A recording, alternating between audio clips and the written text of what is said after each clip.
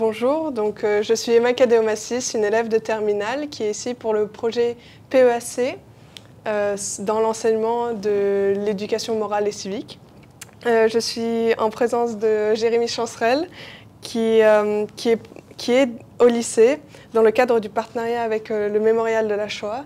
Est-ce que vous pouvez nous parler tout d'abord du rôle de médiateur et qu'est-ce que la médiation selon vous? Alors, bonjour.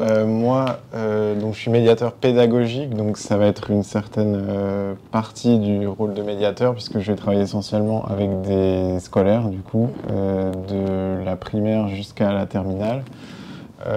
Pour moi, être médiateur, c'est arriver à faire passer un discours scientifique, mais à des publics qui n'ont pas forcément toutes les connaissances, la possibilité de comprendre tous les détails. Donc en fait, c'est garder un discours qui soit toujours juste scientifiquement, mais adapté au public. Ok.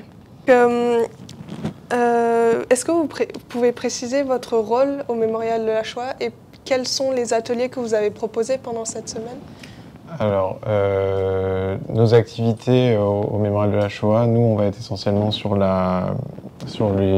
activités donc, dirigées vers les publics scolaires. Ça peut arriver d'avoir des activités un petit peu différentes. Et on propose plusieurs types d'activités. Donc, évidemment, quand on est sur site au Mémorial de la Shoah à Paris ou à Drancy, sur le site de l'ancien camp d'internement à quelques kilomètres, on a la possibilité de faire visiter le musée, les lieux. Donc là, on propose des visites commentées avec les élèves. Évidemment, ici, c'est pas possible de le faire, ou alors c'est possible avec peut-être du matériel. Aujourd'hui, on pourrait faire des choses avec le numérique, mais du coup, on va proposer des activités qui sont en lien avec les questionnements qu'on a, et on va ouvrir les sujets avec d'autres éléments. Alors, ça peut être des ateliers vraiment centrés sur la Shoah elle-même, mais parfois on étend le sujet aux discriminations ou alors on aborde ces sujets-là à travers d'autres éléments comme le sport, etc. Et alors cette semaine, moi j'ai travaillé surtout avec des classes de CM2. Et avec les classes de CM2, les activités portaient autour du racisme et des discriminations. Okay. Donc c'était l'occasion de parler de la Shoah, mais pas uniquement, et ça a ouvert beaucoup de discussions. J'ai eu pas mal de discussions un petit peu engagées sur le sexisme. Les filles ne peuvent pas faire ça, les garçons, etc. Oui.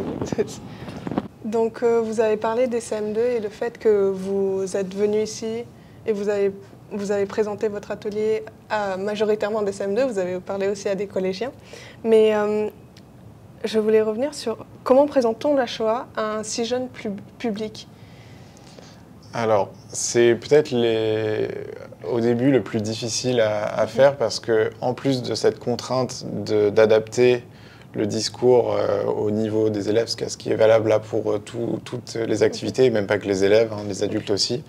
La question là en plus, c'est la question de ne pas choquer, de ne pas traumatiser des élèves qui sont quand même assez jeunes. Voilà, à 10 ans, on ne peut pas entendre la même chose que plus tard. Donc là, c'est vraiment un équilibre à trouver.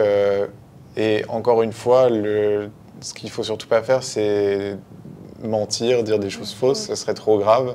Mais voilà, on n'est pas obligé de répondre à toutes les questions dans le détail.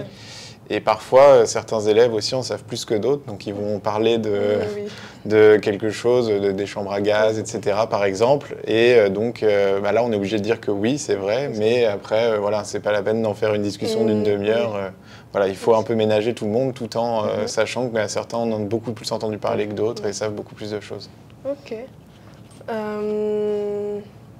Est-ce que vous avez eu des cas, en tout cas lors de présentations, par exemple, où des personnes ne pouvaient pas entendre ce que vous de ce que vous parlez parce que à cause de leur passé familial, qui ont peut-être vécu ça ou quelque chose comme ça?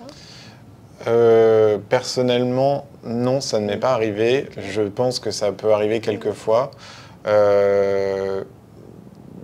Alors, je ne sais pas si tout le monde fait de la même façon. Moi, j'essaie d'éviter de travailler sur l'émotion et on est plus sur le côté historique, ce qui peut éviter un petit peu d'arriver à des stades où on va trop pousser les gens. Émouvoir des gens. Et donc, pour moi, l'émotion peut servir effectivement dans d'autres contextes, mais en tant que médiateur pédagogique, là, en tout cas, moi, j'estime plutôt qu'il faut passer par l'histoire et rester sur les faits, etc., sans trop chercher à émouvoir. Ok.